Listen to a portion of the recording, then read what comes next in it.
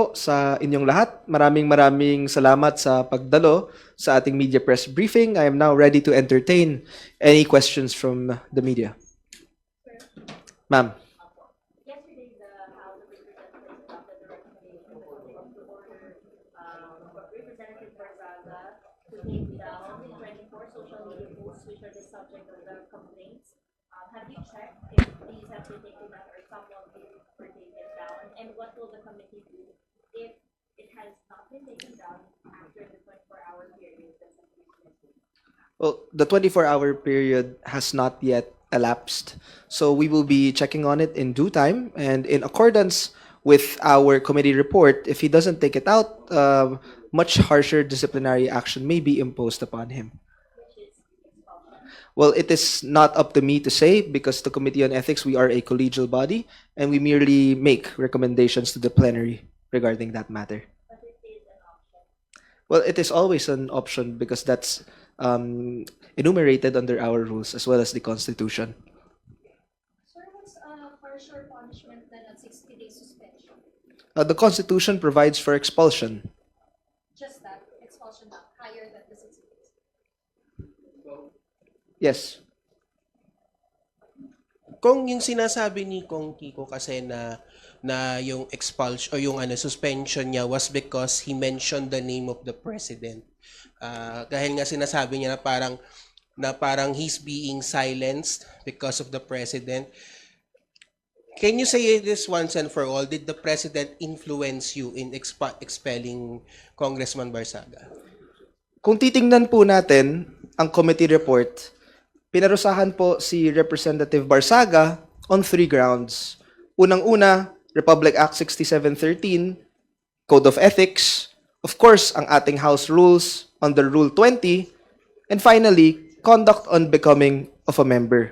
So, tungkol po sa inyong katanungan, kung titingnan natin ang committee report, pati ang records, madalas po i-bring up dito ang freedom of expression.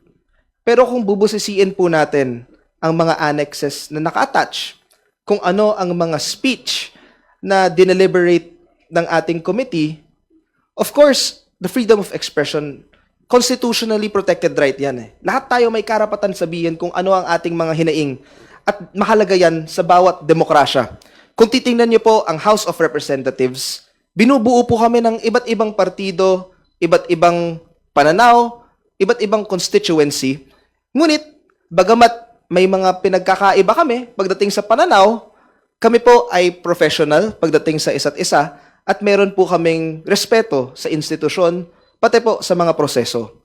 Ang House of Representatives, wala po sa amin kung meron kang oposisyon or kung hindi ka sumasang-ayon sa pamahalaan. Hindi po yan problema dahil karapatan po natin yan. What we are disciplining is conduct on becoming of a member. Kaya napakahalaga po ng ethics recommendation na na-adopt ng plenary because we have to draw a line between the genuine exercise of freedom of expression, ang totoong freedom of expression, kumpara sa conduct on becoming of an elected official. So to answer your question, dahil ba iba ang pananaw niya pagdating sa pamahalaan, yun ba ang dahilan? Hindi po. Kasi kung titingnan natin ang linalaman, kung genuine political criticism ang dahilan kung ba't siya kung ba't siya sinuspinde sa Kongreso, ostentatious display of wealth, may mga larawan po and attached po yan sa complaint. Ang ostentatious display of wealth or ang pagpapakita ng karangyaan, wala naman yan kinalaman sa politika or political opinion. Pangalawa, ang lewd photos, ang pagpapakita ng mga imahe na nakakabastos sa ating mga kababaihan, hindi po yan political criticism or speech. So kung titingnan po natin yung subject matter, and of course, if you are going to make certain pronouncements, for example, ang pagsunog ng Kongreso, or kunwari po, ang pagdala ng airsoft sa rally, hindi po ito ang genuine criticism na pinopromote po natin sa House of Representatives. Kung titingnan niyo po ang House, iba't ibang partido ang nandito. May makabayan ka, may liberal, may akbayan, may NUP, may PFP, may PDP, iba-iba ang pinanggagalingan. But for the longest time, we have been respectful with one another and we value each other's opinions. Kaya sa akin po, sumasang-ayon po ako sa ating mga kasamahan. Naniniwala ako na mas malaking issue ang korupsyon. Tamang-tama po yan. Kaya ako po, binabati ko po ang mga miyembro ng mga kamera na binanggit yan nung inexplain nila ang kanilang boto. Dahil hindi dapat yan mawala sa kamalayan ng sambayan ng Pilipino. Dahil mas mabigat naman yan kumpara sa ethics eh. Pero kami po sa Ethics Committee, ang mali po ay mali. Malaki man o maliit. Ang mandato po ng Ethics Committee ay sagutin, itry ang mga ethics complaint na sinasampa sa amin. At yan po ang aming ginagawa. Kapag may magpa-file ng complaint sa maski sinong kongresista na may kinalaman sa mga maanumalyang transaksyon pagdating sa infrastruktura or kung ano man, handa po kaming sagutin yan sa Committee on Ethics at gagawin namin yan within 60 session days pursuant to our rules. May mga katanungan pa po ba? Follow Sir, up. regarding dun sa sinabi nyo rin, kasi I think it was Congressman Leviste who said that na parang dapat maraming mga ibang congressman na involved sa alleged corruption na hindi pa naiimbestigahan. Yung Committee on Ethics and Privileges ba, sir, pwedeng mag-launch ng motu proprio? O kailangan merong magsampa ng complaint for the committee to address it? Of course, maraming paraan kung paano pwede mag-acquire ng jurisdiction, Committee on Ethics. First, anyone can file a complaint. Any citizen, any member of the House, motu proprio, posible yan. And that idea na magkaroon ng motu proprio investigation has been lobbied time and time again. But, according to our previous Committee on Ethics hearings, may apprehensions yung ibang mga miyembro dahil kami po ay nagfa-function bilang isang quasi-judicial body. You cannot be judge and prosecutor at the same time. At the same time, ako po ay isang presiding officer ng committee. Should any member of the committee launch a motu proprio investigation, we will act upon it, we will vote on it, at yun po ang mangyayari. So sir, would it be safe to say na you are waiting for complaints, possible complaints from the people or from lawmakers against those allegedly involved sa corruption scandal sa infrastructure? Yes, that is true. Naghahabang lang naman po kami. Kung ano ang complaint na isasampa sa aming committee, sasagutin po namin yan. As a matter of fact, nagkaroon na nga kami ng isa dati. Pero ano yung nangyari po? Nagkaroon kami ng initial deliberation, naging moot and academic kasi hindi na member ng House eh. Yung jurisdiction po ng Committee on Ethics, House members po. Pero, hindi ibig sabihin itong conduct of unbecoming, hindi ibig sabihin hindi na umaandar yung mga ibang institusyon ng pamahalaan. Tandaan po natin, gumagawa rin ng investigasyon yung ICI, yung Ombudsman, and of course, kami sa Committee on Ethics, we are closely monitoring the situation because possible ethics complaints may arise. And that is why handa po kami at any given time na mag-cater sa ganitong mga klaseng kaso. And of course, gusto ko pong sabihin ulit, at ididiin ko po ito, kung nasa kapangyarihan ko lang unahin ang mga sangkot sa mga maanumalyang gawain, mas magandang yun nga po yung unahin. Tama po ang aking mga kasamaan sa Kongreso, and I commend them for putting that up in the national consciousness. Let's not forget that. But as far as the Committee on Ethics is concerned, doon po kami sa loob ng aming jurisdiction and in accordance with our processes. Sir, last na from my end, were you referring to former Congressman Saldico? Yun yung previous case Yes. na... Oh, thank you, sir. Sir, may Right. another question tayo. Jelly, si Jelly ang nauna. sige. Jelly of DWIZ. Yes. Sir, regarding po dun sa 60 days na suspension ni Congressman Barzaga, di ba may isa pa pong inihain galing po kay Congresswoman Janet Garin regarding dun sa ethics complaint po. Bukod pa po ito sa NUP, di ba? And ano pong magiging hakbang din ng ethics committee regarding dun sa bagong inihain po kay Ayon sa aming mga rules and procedures, I cannot deny the existence or non-existence of any pending ethics complaint. Ayoko rin po magbigay ng kahit anong premature remark na maaaring bahiran ang integrity at impartiality ng ethics process. So of course, hindi ko po papangunahin ang aking mga members dahil dinedeliberate namin ang ganitong mga bagay, hinihimay po namin ang substance ng complaint at ng mga evidence.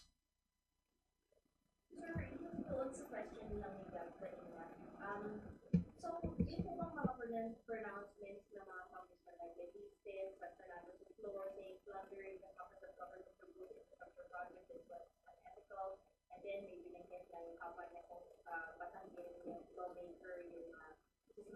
kanya, is that enough for the panel to begin investigation on an In order for the ethics panel to begin an investigation, we must first acquire jurisdiction over it. And anyone is free to file a complaint, a resolution, launch an investigation, and we will act accordingly. Sir, do you think Congressman Levista should file an ethics complaint against Congressman Guardiola for your committee to acquire jurisdiction and investigate the partyless congressman? That would be his prerogative to do so, and we would be ready in the event that any case would be filed against any congressman. And of course, I would like to remind everyone that the Committee on Ethics, it's a quasi-judicial and quasi-political function. Why would I like to highlight this? Quasi-judicial function siya dahil ang Committee on Ethics, guided kami by the contents of the complaint, by evidence, by the Constitution, and by our rules and procedure. Sa amin po, sa Committee on Ethics, meron kaming 60 session day time limit to conclude our hearings when it comes to addressing a case. So, should an ethics complaint be filed against any member of the House of Representatives, handa po kaming tanggapin ito, and maganda po na naka-attach lahat ng ebidensya ng complaint para at least ma-actionan natin yan in accordance with our rules. Sir, aside from Congressman Kiko Barzaga, may iba pa po bang kongresista na may kinakaharap na reklamo ngayon sa Ethics Committee? Like I said a while ago, the Committee on Ethics, under our rules, all its proceedings are considered classified in nature. But one thing I could assure everyone, wala po kaming backlog sa Committee on Ethics. Natatalakay po namin lahat ng mga case na na-file sa amin. And tuwing meron pong nagva-file ng complaint laban sa isang mambabatas, kung sakaling may mga defects, binabalik po namin to sa complainant para i-correct po nila. Kaya mas kasino po pwede mag-file ng complaint laban sa kahit sino mang member ng House of Representatives. Congressman, sino po yung 11 na nag-abstain kahapon? Ay, hindi ko rin po alam kung sino. I see you never got a copy of the vote. Okay. Thank you. Okay. Another question? Sige, Red.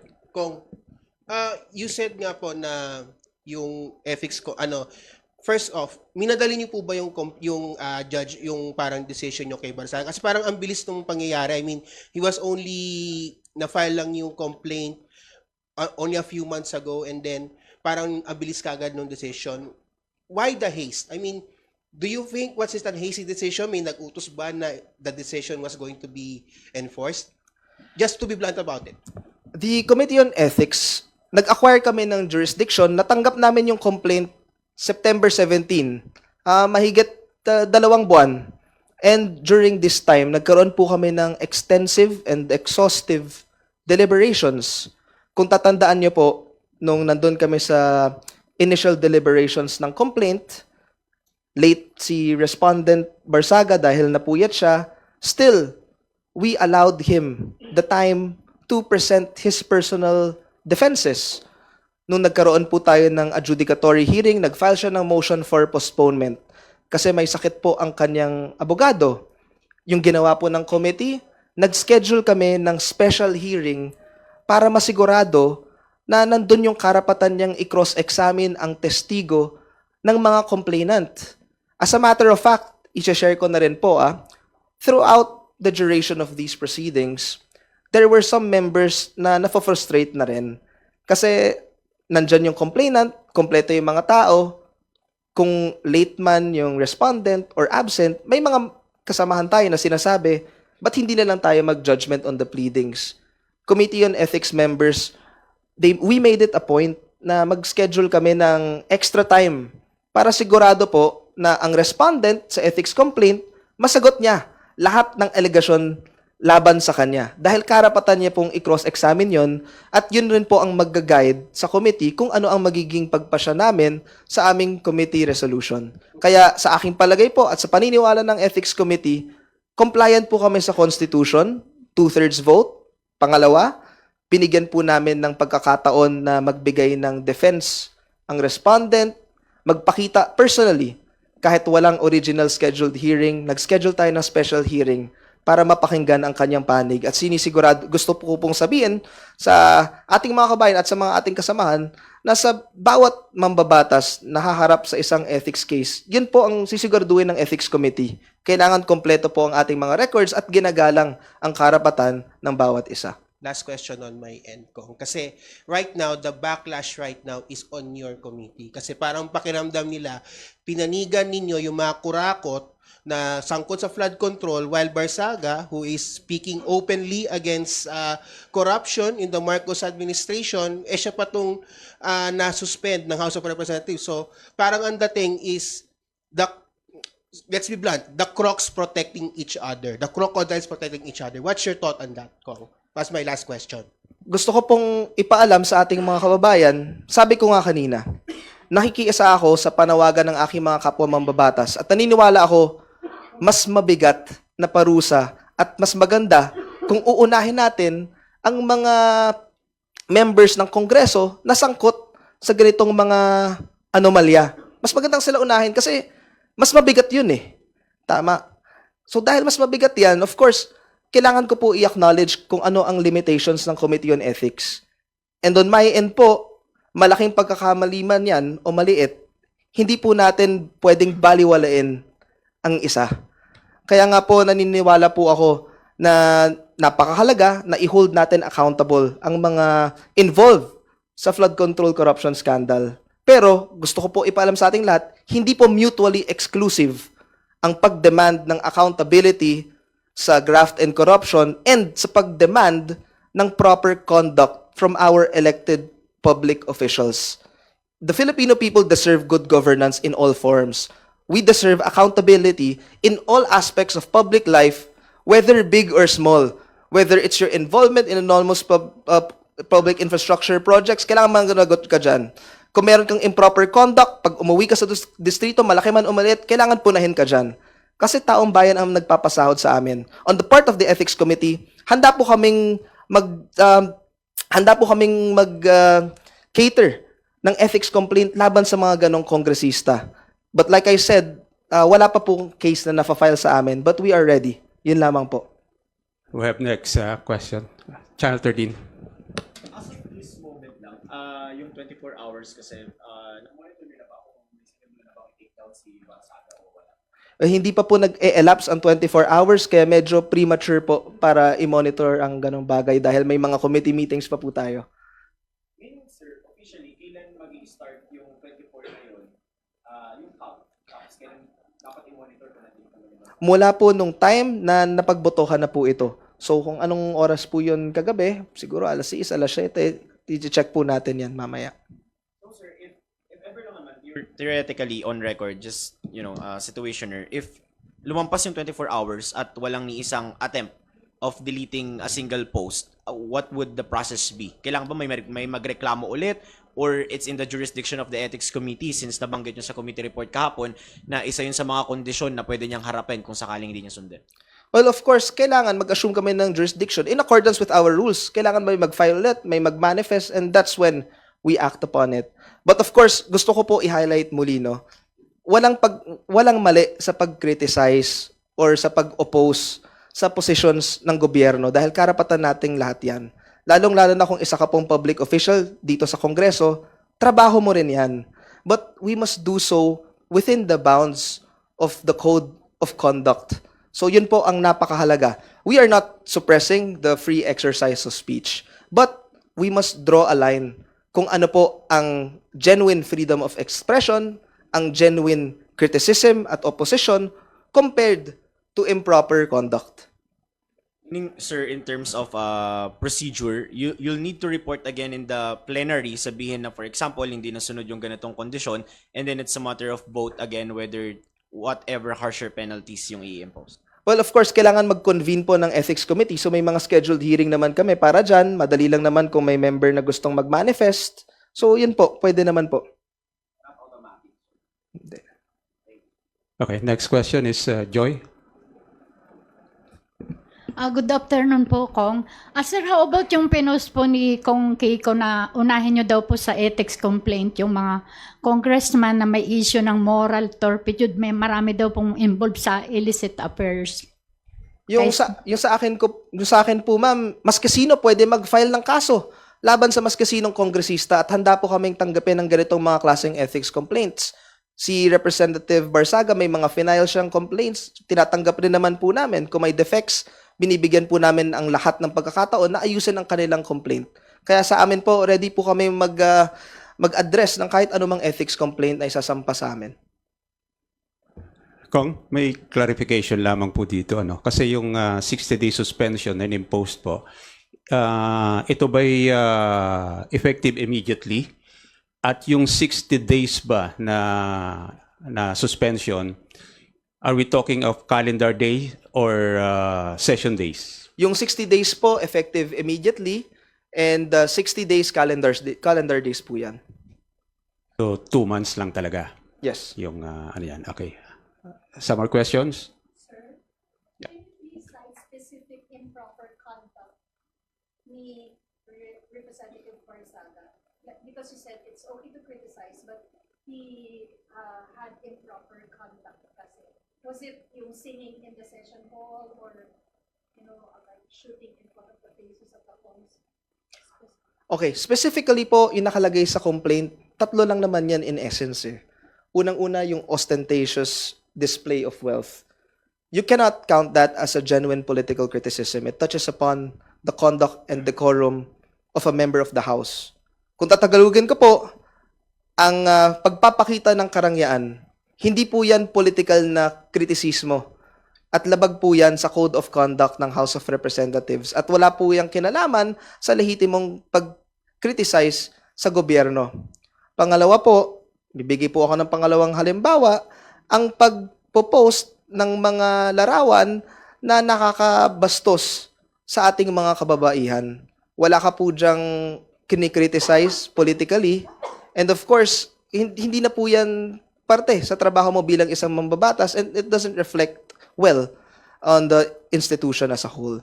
Pangatlo po, of course, kapag meron kang inflammatory remarks na mag-degrade sa trust ng ating institusyon. For example, tulad ko po ng sabi kanina, if you would insinuate na susunugan ang House of Representatives, or kung magbibigay ka po ng mga kasabihan tulad ng pagdala ng airsoft sa mga protesta, hindi po yan tama. Like I said, kung titingnan po natin ang komposisyon ng Kongreso, iba't iba ang mga partido dyan, iba't iba ang constituencies, iba't iba ang pananaw. Ngunit, kapag kami po ay nagtatrabaho, meron kaming respeto at paggalang sa isa't isa. Kung meron silang kritisismo laban sa mga maski sino mang administrasyon, wala namang pinipigilan ang Kongreso dahil trabaho po natin yan. Ang mahalaga lang po, madraw natin yung line kung ano ang katanggap-tanggap bilang isang mambabatas na inhinalal ng taong bayan at kung ano po ang hindi. Kaya sa mga, kung ano man ang binoto ng ating mga kapwa mambabatas, whether it's a yes, a no, or an abstain, one thing is for sure, lahat kami may kanya-kanyang advocacies, lahat kami may kanya-kanyang criticism sa gobyerno, but we must do so within the bounds of what is acceptable conduct by an elected public official. So sir, yung pagkanta niya sa session hall, that wasn't an issue in the case? It was not part of the subject matter of the present case, yung case number 3 na final ng 29 complainants from NUP.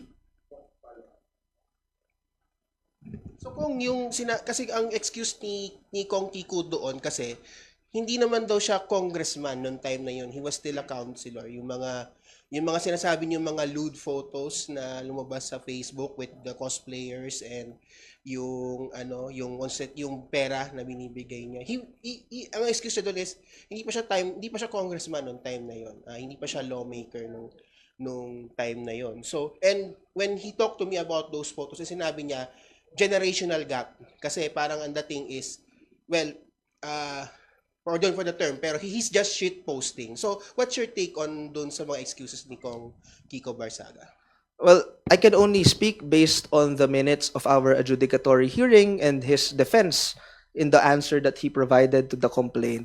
Ang defense naman po ni Representative Barsaga, it was grounded on the freedom of expression. Yun po ang naging defense. He did not deny making those posts. So nagkaroon po kami ng ng adjudicatory hearing tungkol sa bagay na ito, and napagpasyahan po ng committee dahil ang naging central argument po dito, Depende sa nag-i-interpret dahil subjective ang isang bagay. Pero bilang isang mambabatas at representative ng taong bayan, ang mahalagang tanong ay ito, katanggap-tanggap ba ito sa ating mga kababayan kung ganito ang pagtanaw ng isang kongresista sa ating mga kababaihan? Eh, wala na ba? May question pa ba? Okay.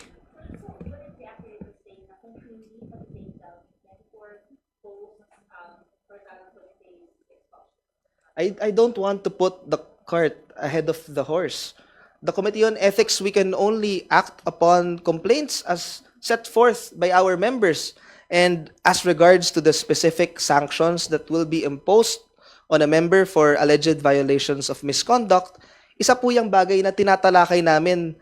Depende sa mga ebidensyang nakaakibat sa complaint, depende sa depensa ng respondent sa isang adjudicatory hearing. So, hindi po natin kayang pangunahan at hindi po natin masasabi kung ano yung magiging collective ruling ng committee pati ng plenary sa mga ethics complaint. Dahil may pinapagdaanan po itong proseso. Meron tayong initial review, meron tayong adjudicatory hearing, pinapakinggan namin ang panig ng bawat isa, and that's only the time when we come up with a recommendation. And anything is possible. Posible rin po, opo. Pero syempre, hindi po natin alam dahil depende po yan sa kolektibong pagpasya ng committee.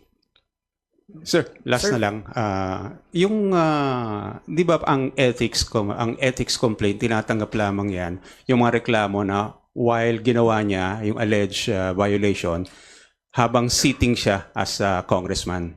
Pero doon sa mga nabanggit kanina na mga posts posted sa kanyang page na ginawa, hindi pa siya congressman noon. Pero yun din yung mga pinagbasihan ng, isa sa mga pinagbasihan ng desisyon.